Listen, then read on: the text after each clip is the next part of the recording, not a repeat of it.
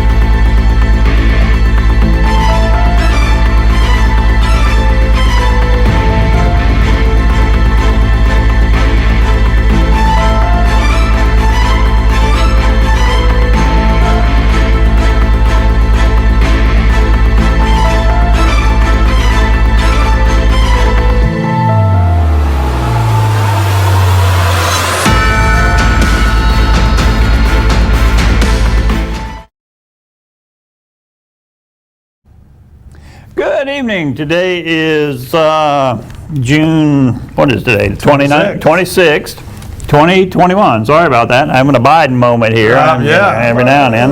Anyway, I'm Robert Cressionnie. Welcome to America in Danger. I'm John Gatsis. I was going to help you out there if you couldn't pull that one out. Thank you. You know, speaking of Biden, which, you know, lot to say about Biden. Well, there's entertainment value and some serious stuff. There is, and you know, the serious stuff is what we need to worry about. Yeah. The entertainment value kind of fills the lulls between the absolute outrage that I feel toward what this administration is doing. It gives you a way to vent a little bit. It does. It absolutely does. You know, and I don't know if you saw the video of President Biden speaking about guns. Depressingly, I did. Yeah. I think most people out there did in one way or another. Now, probably the left is celebrating it as a wonderful speech, and I bet not. That was a particularly and uniquely inept, clumsy, ham-fisted, it was pretty bad. Poor execution. So I'm not even sure that is true in this particular case. It was pretty bad. And you know, if he's going to quote historical comments and quotes, then at least get them on the teleprompter so that he can get them right. Right. He's already got. He's already stigmatized with the whole "you know the thing." Yeah, you know the thing. Yeah, exactly. But I do have a little video clip of that I would like to run. So, Brittany, if you can cue up the Biden video there, we'll take a look at that and come back and talk about it. Enough rogue gun dealers feel like they can get away with selling guns to people who aren't legally allowed to own them. And I might add, the Second Amendment from the day it was passed limited the type of people who could own a gun and what type of weapon you could own. You couldn't buy a cannon. Those who say the blood of patriots, you know, and all the stuff about how we're going to have to move against the government. Well, the tree of liberty is not water with the blood of patriots. What's happened is that there never been, if you want to think you need to have weapons to take on the government, you need F-15s and maybe some nuclear weapons. The point is that there's always been the ability to rationally limit the type of weapon that can be owned and who can own it.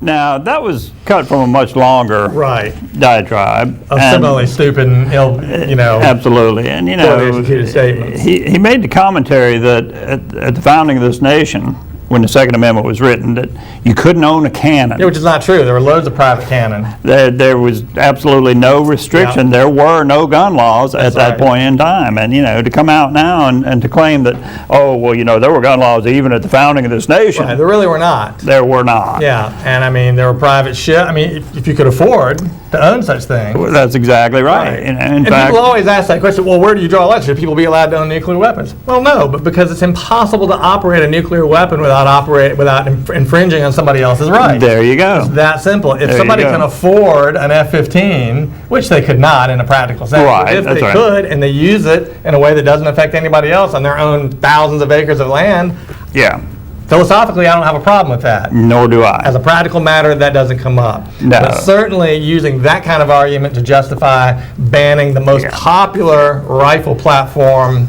in the country, the AR-15, it's just a ridiculous argument that they make. It's preposterous. They're jokingly calling it the Swalwell Doctrine now, because Eric Swalwell, for those of you who know who that nitwit is, a representative from California. The Chinese spy lover. The one who slept with the Fang, the Chinese spy, and is still on the Intelligence Committee. Unbelievable.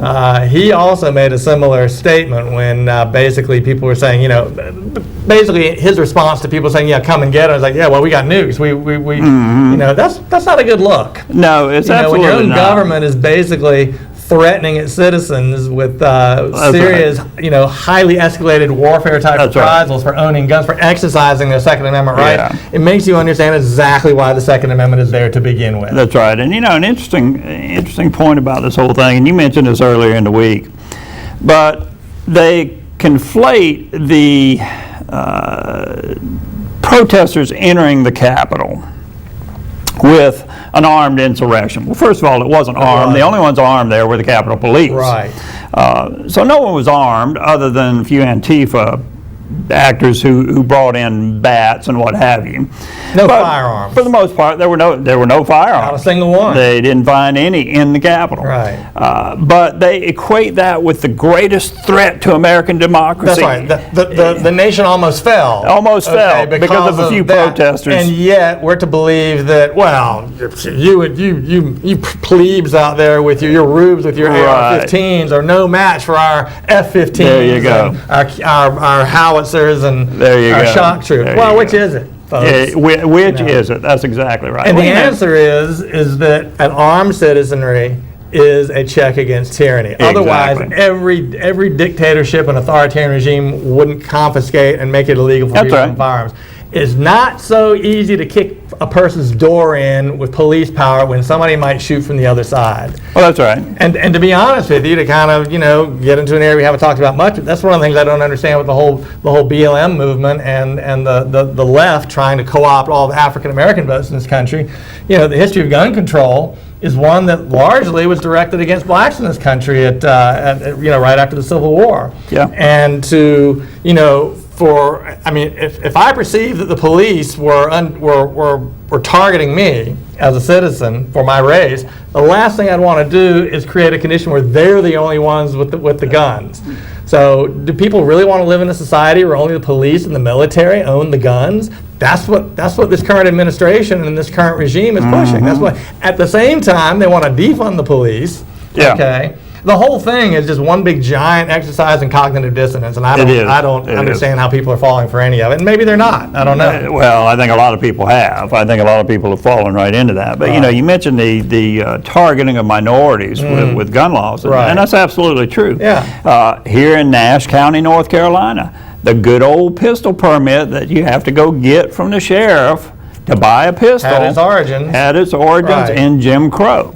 And that's the thing about the left. They think that the minute that they point that out, that we're against that. No, the more the merrier. I want everybody to have free and legal access to firearms as much as they want, because that is the ultimate expression. Everybody talks about democracy. That is the ultimate expression of democracy. It is. A government that fears its citizens is a dangerous thing.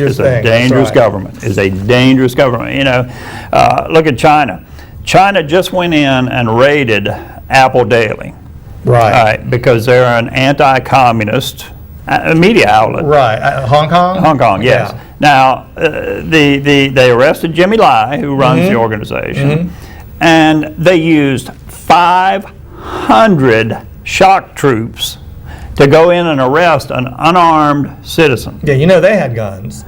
Oh, absolutely. They were stormtroopers, absolute stormtroopers. Right. 500 of them. Now, if you think back to this country, we had a very similar incident. Now, it wasn't 500, but it was a multiple of 500. It was 50.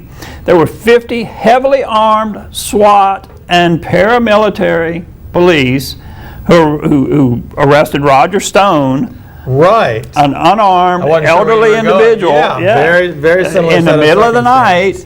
under the spotlight of CNN cameras Right. who just happened to be in the area. Right. I mean, come on. When your government does things like that, and we can go all the way back to Waco with the Branch Davidians, the siege on Waco, and right now, and this is as good a time as any to mention this, but right now, Joe Biden, China Joe, has nominated Chipman. I can't think of his first name. David Chipman to head the ATF. Now, the ATF is the Alcohol, Tobacco, and Firearms. It's actually the Bureau of Alcohol, Tobacco, and Firearms. And Explosives. It's the BATFE. But they regulate all firearms and explosives. Right. Now, Mr. Chipman was at Waco and had the audacity to mug for the camera in front of the burned out remnants of what was left. In fact, I'm going to show you this picture. Let me pull this up. And I want to show you this because this gives you some insight into this individual. Now, this is David Chipman standing in front of the burned out rubble where 76 people, 28 of whom were children, American citizens, were burned to death when the compound was set aflame. Now, an individual that would pose in front of that, and that was not a candid photo. I can understand candid photos of documenting what have you, reporters, what have you. That was not a candid photo. That was a posed photo. He told somebody, "Hey, buddy, take my picture while I'm standing here in front of this with my rifle." Right. Which he wants to have the rifle. He doesn't want anyone else to. Now, David Chipman is also a rabid anti-gun lobbyist. Absolutely. Who works for Gabrielle Gifford's anti-gun organization. Yeah. So he's biased from the get-go. And, of course, one could argue he's ideal for the ATF because the ATF is fundamentally a creation of an anti-gun mentality. It absolutely is. It's kind of like prohibition. That's right. It's kind of like prohibition. That's right. That went against the grain of everything, but it was pushed through nonetheless, and it created a dangerous situation that we still have consequences of today with organized crime. The thing I want to remind people too, or point out about the whole Branch Davidian Waco thing, they were held at bay for a long time. I mean, the reason they didn't just storm that place to begin with was because the Branch Davidians were armed. They were armed. And those people didn't want to get shot. They don't, these stormtrooper types and aggressive police and other people who go busting in people's doors unconstitutionally, they don't like it when they think you might shoot back. And that's really the essence of the Second Amendment. The only mistake the founders make is that really should have been the first one, because from all others, from that one, all the others flow. Without the right for the citizens to water that tree of liberty, which is what Biden was trying to bumble out with the blood of patriots. Right. With the blood of tyrants, rather, now I'm doing it, with the blood of tyrants. Without that ability to do that, all the other parts of the Constitution are just words on paper. Oh yeah, and they crumble. Yeah. If that one is lost, the rest of the Constitution crumbles. Right. And I know, and again, people, you're going to go up against the government? Well, that's not the point. History is replete with examples of guerrilla insurgencies. Yeah. Look, we lost the Vietnam War largely because of that. And feckless politicians who didn't want to pursue. But it was very difficult to beat that guerrilla force, sniping from trees and so forth. Tunnels, villages, you never knew who was who. The American War for Independence was largely a guerrilla campaign. It was. It was. And, I showed a video early on one of the first shows that outlined that. A handful of patriots showed up. They didn't want to fight. The British didn't want to fight. Right. But they were there to send a message. Right. We have guns. We're going to resist. That's right. And that's what we need to do now. Wasn't that the first shot, the shot heard around the world? Wasn't that because the British came to disarm colonists in Lexington? That's exactly what the point was. That's right. That's exactly right. That's right. I mean, history is replete with authoritarians taking away citizens' ability to defend themselves against their own government. Yeah. It's just, and when it comes right down to it, you're not talking about nuclear weapons, you're talking about F-15s flying against citizens. You might be talking about that on a full-scale civil war, but when you're talking about just suppressing the rights of citizens and insurgencies, I mean, I view that. I view an armed citizenry the way I view a vaccine. Actually, I mean, you might have to endure a little bit of pain. Yeah, Right. yeah. If everybody's got guns, there's going to be accidents and crazy people. But Right. I would much rather endure that set of circumstances than live in a society where only the police Exactly. and the military have the guns. I'll take that little malaise that you get from Yeah. the vaccine Right. for the broad inoculation from government overreach. Absolutely, absolutely. And we got to take a little break, and when we come back, we're going to talk a little bit more about guns because it's important. This is a an big one. important topic. It's a big issue. Can't underestimate the importance of that subject. That's exactly right. And we're going to talk about the number of cases that are really blown out of proportion in the scope of things. So stay tuned for more America in Danger. We'll be right back.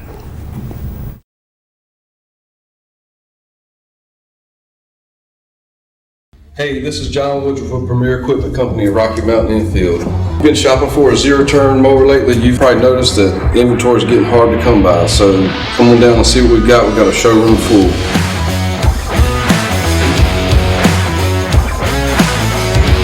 We have a showroom full of Exmark and Grasshopper zero-turn mowers. Everything from commercial to residential, everything in between. We've got a good relationship with our distributors. They tell us when we sell these, they've got more on the way. If you've been in the market for a zero-turn mower, come see me, John Woodruff from Premier Equipment. Premier Equipment is open during the week from 8 to 5:30 and on the weekends from 8 to 12.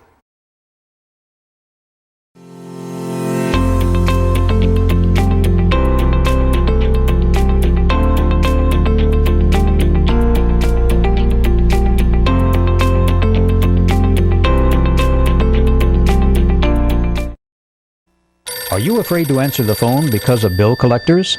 A Chapter 13 plan can help. Chapter 13 allows people with too many bills to work out a debt repayment plan under federal law. It helps you control your debts instead of your debts controlling you. Chapter 13 stops creditors from harassing you and stops repossessions and foreclosures. It allows you to answer the phone again without fear or worry. Call H. Frank Allen, Attorney at Law, a debt relief agency providing bankruptcy relief under the Bankruptcy Code.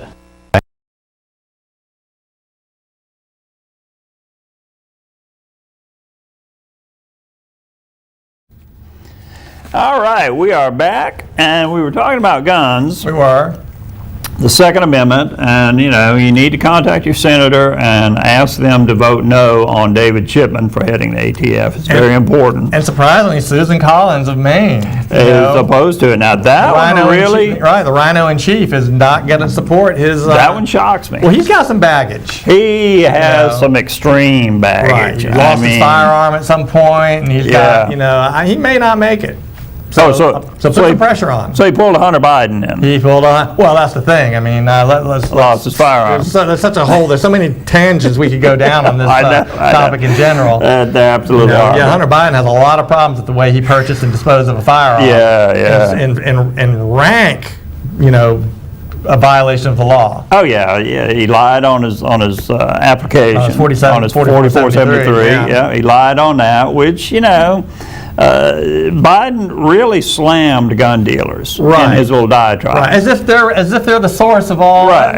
That's ridiculous. And they weren't even the true source for the Fast and Furious operation that cost the life of a Border Patrol agent and unknown others. Right. When the ATF went down to Texas and forced gun dealers to allow straw purchases. Right, that's right. They forced licensed gun dealers to make straw purchases. I probably should explain what a straw purchase is. Okay, a straw purchase is if I go into a gun dealer and I buy a firearm, but it's for John. Right. He gives me the money, I go in, make the purchase, fill the paperwork out, use my identification, everything. Come out, he hands me the money, I hand him the firearm. That's a straw purchase. That's strictly illegal. Strictly illegal. Right. You cannot do that. Now, let's clarify something. If you're a parent and you're buying your son a hunting rifle, you can go in and buy that and you can gift that rifle to him. Right. That is legal. There's a major difference there. They want to change all that. Yeah, they want to change that. Yeah. Now, you better believe that this universal background check is going to outlaw all of that. Right. Because the first bill that they tried to push through back in the Obama administration It was absolutely horrible. You couldn't even you couldn't loan a friend a firearm at the range without violating the law. Exactly. You could not loan anyone your hunting rifle. You could not loan anyone anything.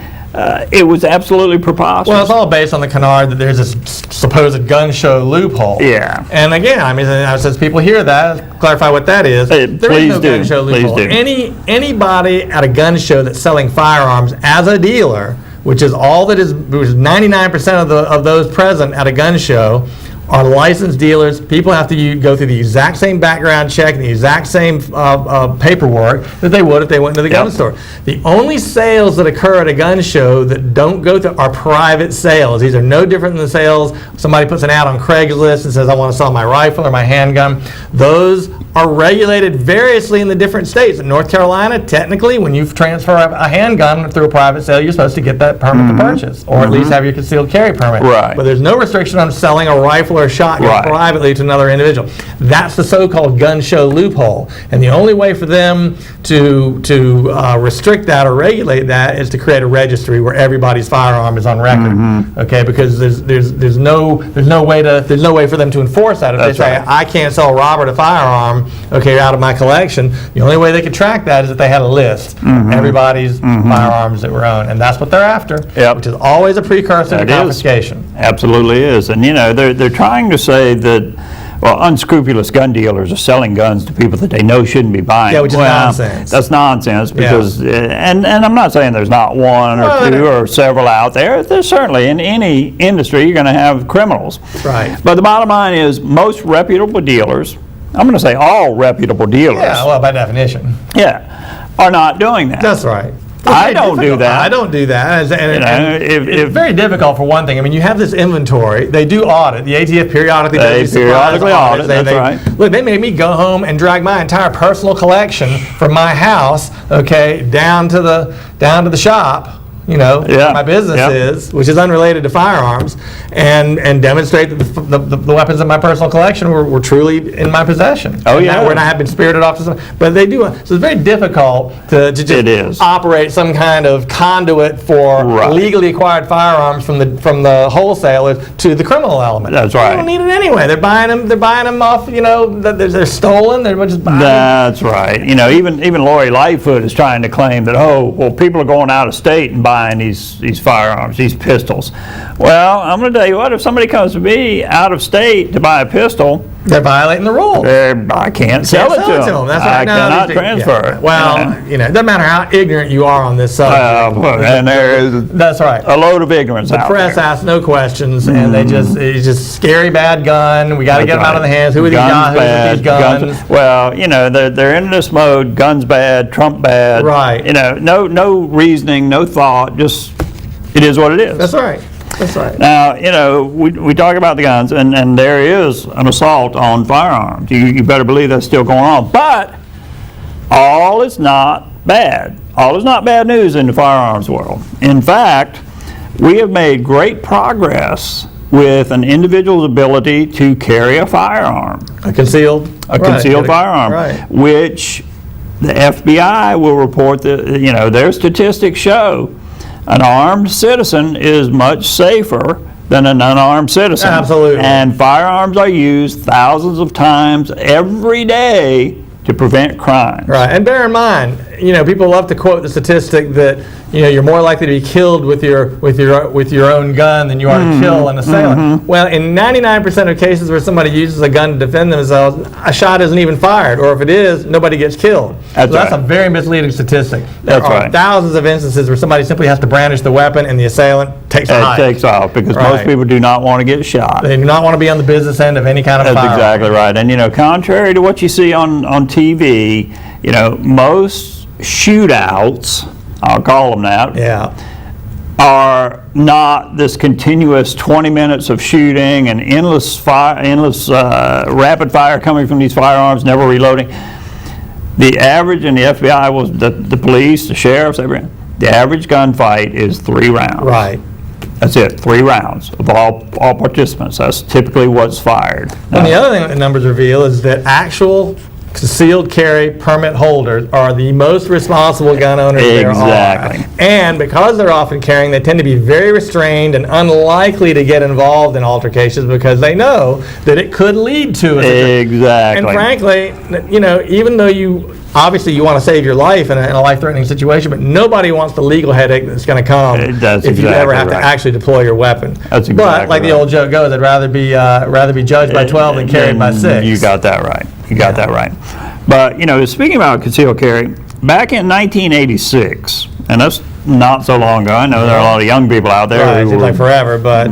but to me, that's not that long ago. Right. But in 1986, there were 16 states that did not issue concealed carry permits. There was no issue. There were 25 that had may issue laws. Subject to the discretion of the local sheriff. Subject to the discretion of the sheriff. Now, if that's not a holdover from Jim Crow, I don't know what is. That's right. Now, jump ahead to 2021. The number of no-issue states, big fat goose egg. 0. 0. There are no states that can refuse to issue you a permit.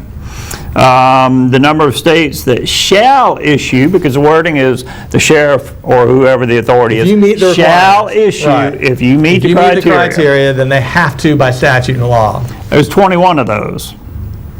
Now, the may issue states, there are 8 currently. And those are mostly in the Northeast. Mostly, yeah. Yeah, New England, Yeah. with a notable exception to New Hampshire, I think, and but Massachusetts, New Jersey, which Yeah, a few of those places. Right, they're stridently anti-gun, but they're the kind of the holdout that even they are may issue. Yeah. Right. Yep. Yep. I mean, I remember in 1995 in North Carolina, you could not get, until 1995, you could not get a concealed carry permit. So that does represent progress, because part of what's in the news, absolutely does. and a lot of states have gone to what they call constitutional carry. They've eliminated the permitting process altogether and simply have their state legislatures have said, we allow our citizens to carry a firearm for yep. their defense, a concealed firearm with no questions asked.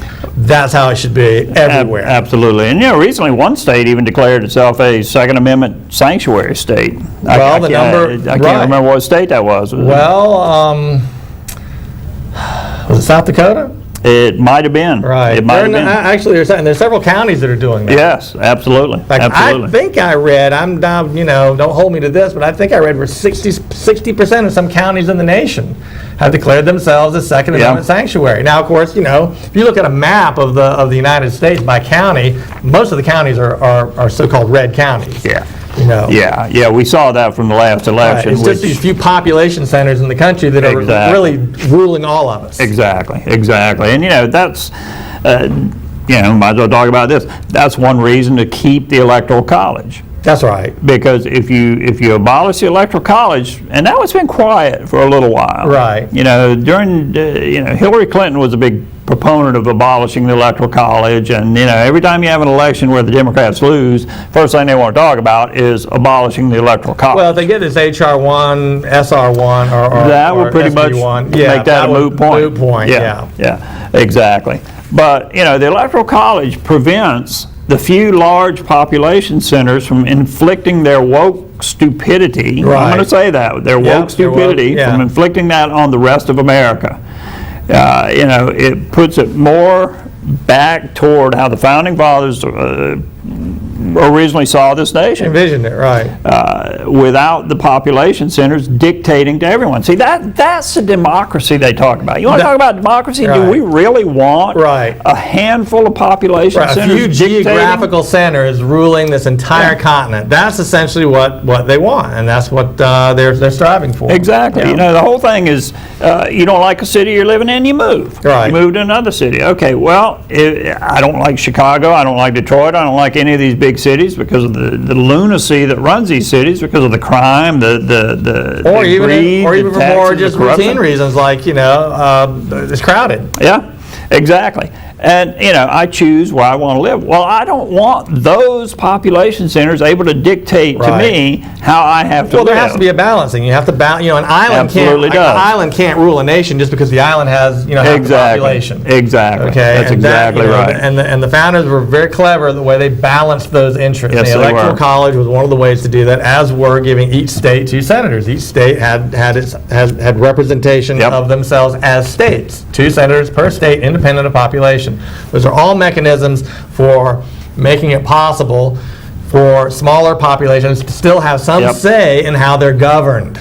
Exactly. That's the essence of it. Exactly. And, you know, we can thank the 17th Amendment for tipping that balance away from that original plan, which was a good plan. And, you know, that leads to one more thing. This Convention of States crowd, they want to call it Article 5 Convention of States to propose amendments to the Constitution. Well, you know what? There are a boatload of amendments that we've had. And I say a boatload because one is too many. Yeah. But amendments that have been very destructive to this nation. Right. And I'm going to name them for you. You got the 16th, the 17th, the 18th, and the 26th. The 16th was income tax. What has that done? Right. That has allowed a huge growth in government, unlimited spending, and a burden on individual citizens. That's right. The 17th was the direct election of senators, which has tipped the balance of control. Now the Senate is just basically a glorified House of Representatives. That's right. The 18th was prohibition, created the largest crime organizations in history, and cost people lives and what have you. And the 26th Amendment, giving the vote to young people who really... We addressed that in last show, but it's really, you know... It was a bad move. Yeah, it was a bad move. It seems to make great sense when you're 18. Yeah. It doesn't make so much sense when you're 50. No, absolutely not. And I would venture to say that a lot of those people that were 18 when that took place now are looking back saying, yeah, that wasn't such a good idea. Right. It wasn't such a good idea. And, you know, now they want to propose these term limits and a balanced budget amendment.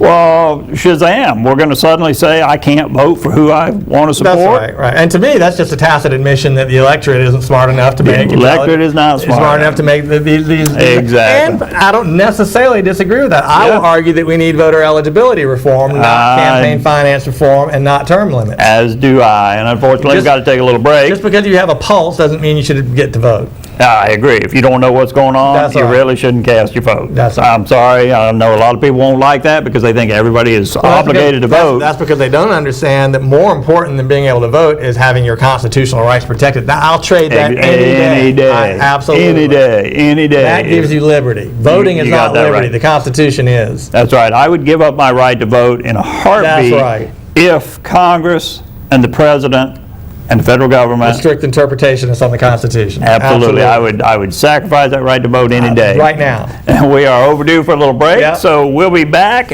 with more discussion on America in Danger. Stay tuned.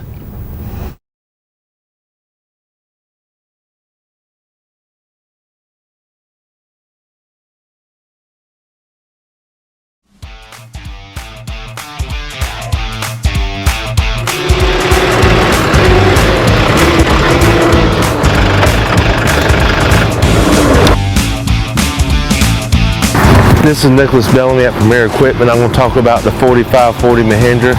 It's 38 horsepower, full cylinder engine. The weight of this tractor is 4,000 pounds. This tractor is perfect for bush hogging, distance, small garden, a hunting club tractor. Comes with a 7-year warranty, 2-year bumper to bumper, additional 5-year on the powertrain. You can have this tractor for $200 a month, and we have 20 of these tractors in stock. Premier Equipment is open during the week from 8 to 5:30 and on the weekends from 8 to 12.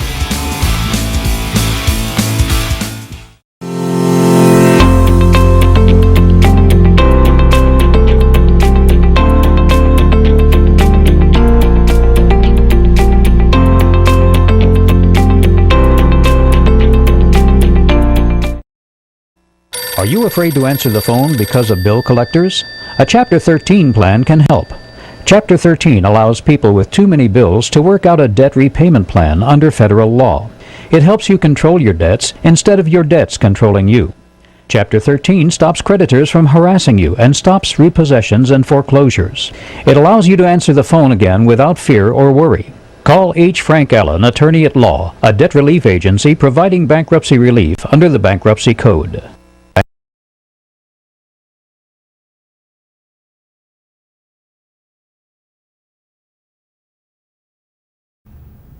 We are back, and during the break we looked it up, and it was Nebraska that declared itself a sanctuary for the Second Amendment. for them. Second Amendment sanctuary state. I tell you, a lot of those states are appealing to me, except for those single-digit temperatures Well, in the middle of the day. Yeah, That's the problem. But that's why I they choose to live definitely, in more southerly climes. Well, that's right. Yeah. The so-called Yep. flyover states seem to be adhering a little bit more to the vision of the founders. Well, they than, do, and I guess one of the reasons is people are not flocking there and bringing their wokeness from That's these right. big population centers, you know. That's And right. I'm all for people moving to a location. You know, Raleigh-Durham is a very, very energetic industrial center. Yep.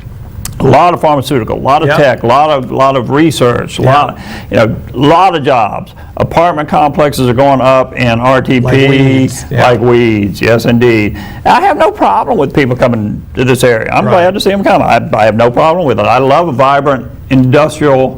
With an eclectic mix of people, sure, all that. Absolutely. Yep. But leave your woke, radical leftist Politics with ideology where you Right. come from. Right. Don't bring that here. Right, that's why you're leaving where you came from, Exactly. largely. Oh, Exactly. you know, it's you can get a house for such a better price down there, and the cost of living is lower, and Yeah. taxes are lower, but they don't have enough green space. Well, if you're There going to you think go. like that, then you're going to turn this state into exactly what the places you're leaving have become. That's right. That's right. And speaking of wokeness, you know, I ran across a little video clip of a mother, and I was truly disturbed by it. Okay. I have to honestly say I was disturbed by this video, and I want to show this video because this individual is obviously got to be mentally disturbed.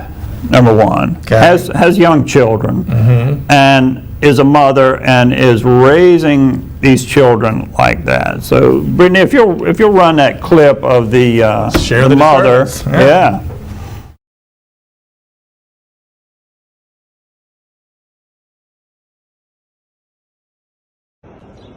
So this morning, the baby woke up and had some sort of violence in her heart. I don't know what it was, but she has been losing her mind all day. And it's interesting because I'm watching her lose her mind, and then I'm watching the preteen respond to that by trying to make her happy. And I have had to actively tell him, stop trying to make her feel better, stop responding to her tears. It's so interesting to see the conditioning of people responding to white girl tears happening so early. She's 5, and she's got an 11-year-old coming after her trying to make her feel better when she cries. We have to unlearn this whole business that white women crying is going to get them what they want in life, because that ain't it.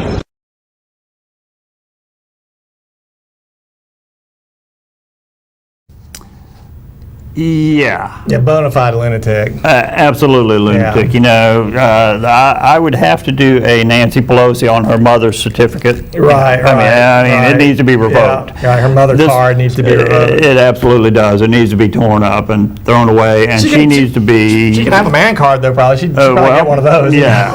You know, this individual, what is wrong with this individual? What is wrong with people that think in that light? Yeah, she is so consumed with this nonsense about white privilege. Yeah. She's imposing that thought process on a 5-year-old little girl who, you know, I mean, I understand, you know, you can't just always get what you want by screaming, but that little girl screaming is in no way connected to any kind of sense of, I mean, children privilege. of every background and race scream at the top of their lungs when they don't get what they want. And I'm going to tell you what, a 5-year-old child crying, you know, the first thing you want to do is make sure there's nothing physically wrong with this there's child. not an actual problem. You know, you want to determine that. I understand. I'm a parent. I raise children.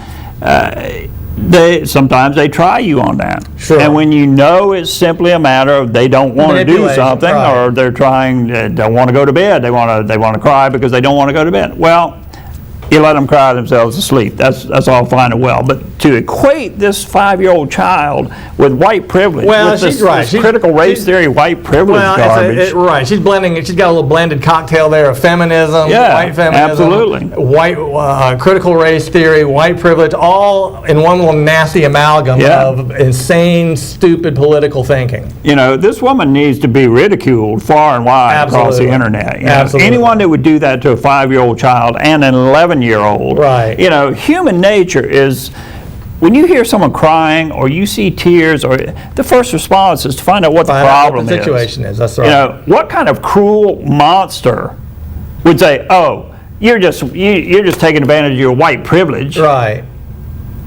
What kind of damaged goods children is she going to unleash on the world? Right. No, You know, very. that's traumatizing to a child. I mean, to be treated like that and told those things, what kind of sick individual would do that? Well, it's incomprehensible. It's incomprehensible. It's absolutely sick. I can see why you're disturbed by that, because I am really angry about that. That individual needs to be disciplined. Social services needs to pay her a visit. Well, I would say that's all right. You know, Absolutely. and I'm going to tell you what, if she's got a husband, he needs to really, crack the whip on that. And I'm gonna wager. I'm going to wager too that she's a single parent, probably so. Yeah. But if she has a husband who tolerates that, he needs to have his man card revoked. Right. That's right. Because Well, she's got it already, apparently. She's probably keeps control of that. Yeah. But anyway, speaking of the critical race theory, counties around the U.S. are pushing back on A this. little bit of pushback. Yeah. Not too far down the road, Loudoun County, Virginia. They had a big school board meeting, and the parents were furious that this stuff is being slipped in by these woke school board members who don't care about reality, who don't care about actual history, who have somehow become convinced that we're the problem, that the men who built this nation are the problem. Right. And somehow we need to turn history and everything else on its head, and we need to turn the oppressor into the oppressed. Because let me tell you something about critical race theory. Critical race theory has two categories of people. You're either an oppressor or you're the oppressed. Right. And what critical race theory says is that, well, now we're going to take the oppressed and turn them into the oppressor, because the former oppressor needs to be subjugated for some period and subjugated. of time. Right. Exactly. That's critical race theory. It comes out of critical law theory, which was a Marxist doctrine preceding it that developed into this critical race theory. And well, and it's highly divisive. It is absolutely highly divisive. And completely based on the, I thought the objective that everybody was collectively pursuing in this country was a colorblind society where people were judged solely on their merits, on a meritocracy, on their ability. And really, we have made halting strides towards that. And now they're basically coming out and saying, we have this sort of scientific critical race theory where by virtue of your immutable characteristics, your skin color, you are automatically in a category of person that's an oppressor. Well, you start teaching young children that. Oh, yeah. At really anybody, period. But you start teaching young children that. Yeah. I hope the school boards are getting pushed back, and to me, the pushback ought to be taken in the form of tar and feathers. I've used that expression a time or two myself. I mean, some harsh talk is great, and I'm glad to see. Well, we played the video a week or two ago of what's her name, Tatiana, or Ibrahim, or however you pronounce it. I can't keep up. Young lady from New York. She was excellent. There's another one circulating, which I wish we had access to. It's a British fellow, Simon Campbell, I think his name is up in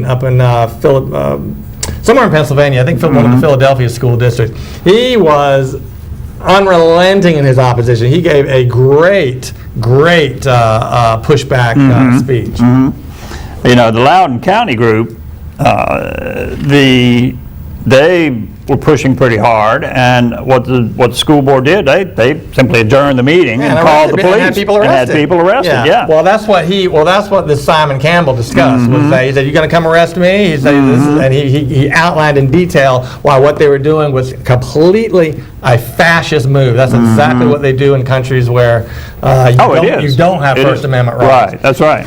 It is. It is a fascist, socialist, communist move. Right. you And know? make no mistake, these school boards, in general, the education establishment, they are the most fascist people there are. Oh, absolutely. I mean, I didn't have much respect for them when I was in school, and I certainly don't have any for them now. But I'll tell you, they are the worst of the worst, and Well, they need to be checked and checked hard. They do, and especially at a university level. Right. The universities, when I went to ECU, I threatened to send them an invoice because I wanted some of my money back because I felt like the program just wasn't what should have been. I felt it was very deficient. I felt that it was weak.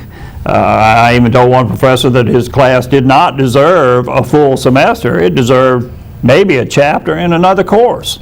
Well, I can certainly tell you I never donated a single penny to any of my alma maters. Well, you got that right. They are not getting any. That's for sure.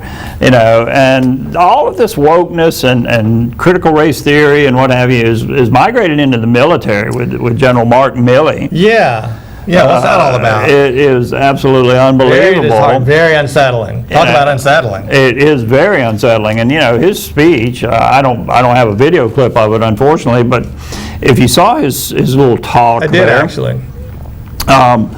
He made some points that were absolutely ridiculous and unrelated. Well, they were incoherent, frankly. Incoherent. Yeah. Incoherent. He talked about, well, I've read Mao and I've read this and I've read, the Communist That doesn't make me Manifesto a and all communist. that. I'm thinking, well, that may not, but something does. Right, We are one. exactly. And there's no problem with reading that stuff. It's not the reading of it Right. that's the problem. It's the embrace. It's the embrace Right. and the implementation, Right. and that's what he's doing, and that's what he denied. Now, I wonder how much of the Constitution he's read. I mean, Well, I that's a guarantee good question. There's more Marx than Madison and General Milley. That's how I see it. Absolutely. And that was, what was that statement he made? I want to understand white rage. Yeah, white rage. Look, the military, and I grew up in a military family and spent my youth on several military posts. Of all the institutions in this country, the military is the most egalitarian when it comes to absolutely race. is. And I've known a number of people in my adult life who have been in the military from all walks and backgrounds and races, and there's really very little overt or even covert racism in the military. Yeah. And the idea, and if you're gonna, so to me, that's what demonstrates these people have an agenda. They want to. If you're going to be in a fighting force and you're not cohesive about it, and you don't have a sense of common purpose, you cannot win a battle, much less a war. That's right. And for them to sow these seeds of division among our armed, our service members, that's criminal. I mean, literally traitorous, treasonous, seditious criminality, in my opinion. It absolutely is. And the military wasn't always like that. They made great strides. I mean, back in the 30s and 40s, they were segregated, as was all of society. And you know what? The thing that's amazing about that is that, even with that, large numbers of blacks proudly served in the military. They did. Yes, they did. Obviously, they couldn't have been happy about some of the social circumstances that were imposed on them in those days. But the fact of the matter is, they still recognized that the country represented a bastion of liberty to which maybe they were late to the party. They didn't get invited to the party as readily as everybody else did. Right. But they did, and they worked with it, and they saw that value, and they participated proudly. The Tuskegee Airmen, the units that fought in World War II, all of that, and everybody recognizes that. And so for them to try and, first of all, retroactively try and destroy all that history, which they do, and to sow these seeds of Marxist division, I mean, really, is reaching the tipping point from my ability to stay calm about it. Yeah, it absolutely is. And one thing you have to ask, if this country is so backwards, if this country is retrograde and racist and oppressive, belligerent toward minorities, why are they all coming here? Why are they flocking here? Exactly. Why are they flocking here? That's right. Fair question. It absolutely is. And think about that while we take a little break here. We'll be back to wrap it up on America in Danger. Stay tuned.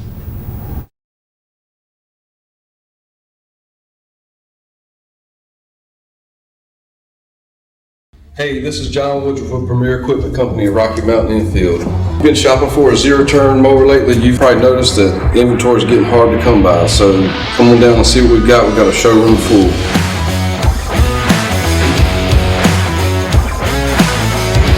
We have a showroom full of Exmark and Grasshopper zero-turn mowers. Everything from commercial to residential, everything in between. We've got a good relationship with our distributors. They tell us when we sell these, they've got more on the way. If you've been in the market for a zero-turn mower, come see me, John Woodruff, Premier Equipment. Premier Equipment is open during the week from 8 to 5:30 and on the weekends from 8 to 12.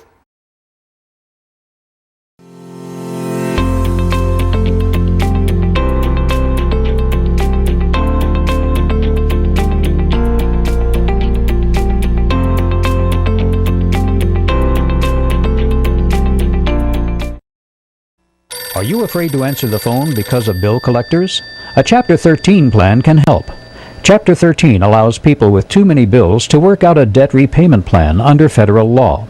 It helps you control your debts instead of your debts controlling you. Chapter 13 stops creditors from harassing you and stops repossessions and foreclosures. It allows you to answer the phone again without fear or worry. Call H. Frank Allen, attorney at law, a debt relief agency providing bankruptcy relief under the Bankruptcy Code.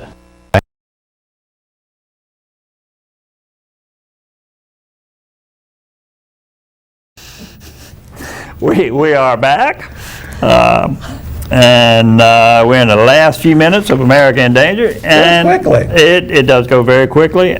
But I do want to mention something going on in the state. I'd like to cover that a little bit. Our own Senator Lisa Barnes. Okay.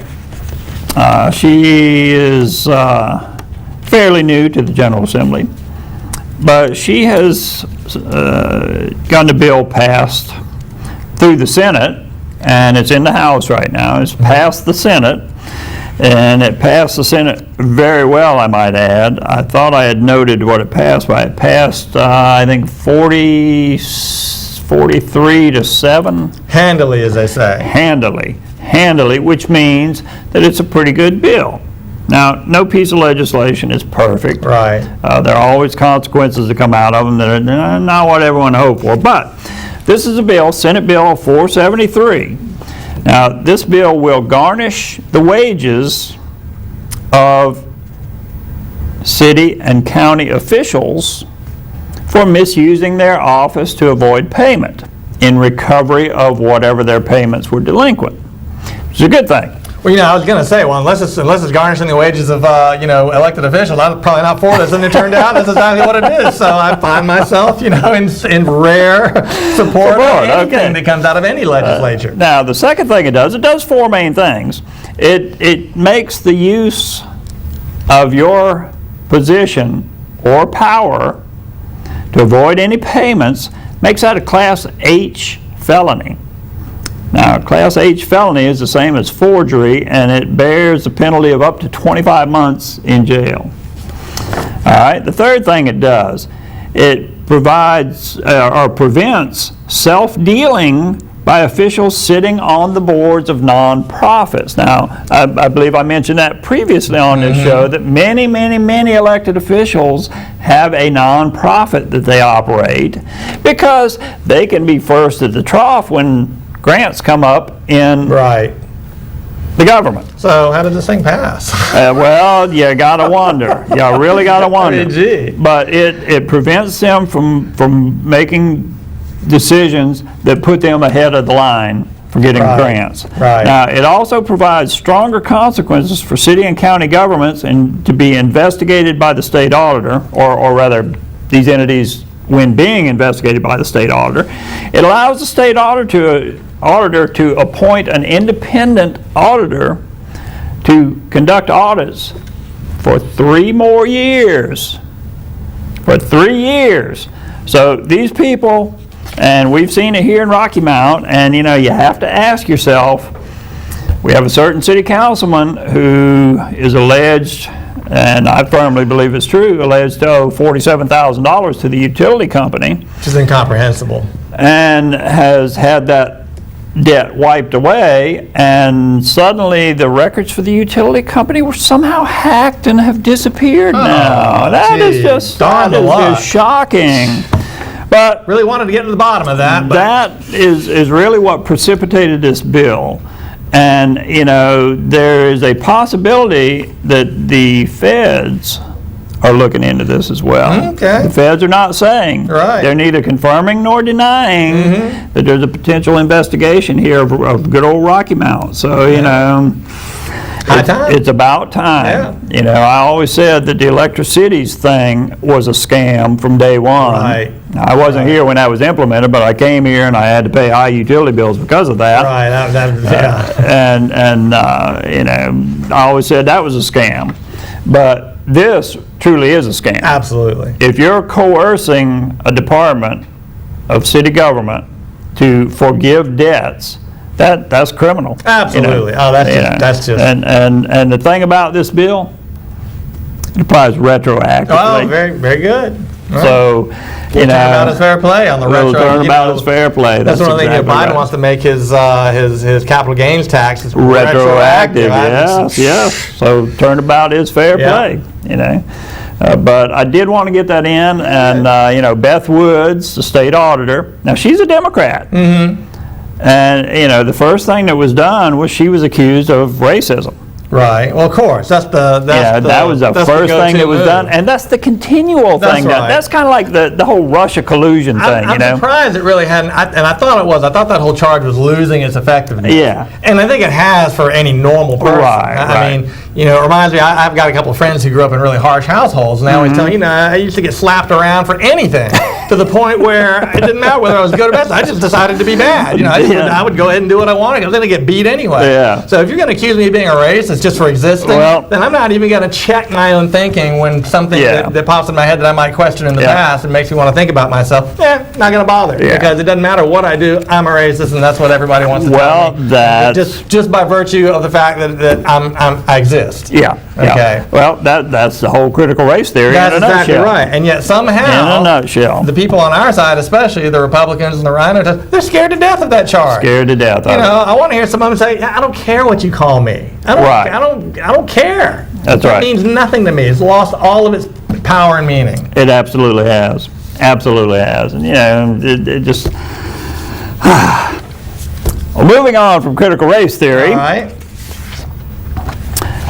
you know, the state of California, they have water issues, they have power issues, they have forest fire issues, they have a lot of issues. Not a lot of them, all self-inflicted wounds. All self-inflicted, yes, Yeah. they are. You know, and you can track it back and find out that yes, it's pretty much self-inflicted. Well, now with this power grid under pressure, they have asked California residents to avoid charging their electric cars. Now, isn't that an irony of ironies?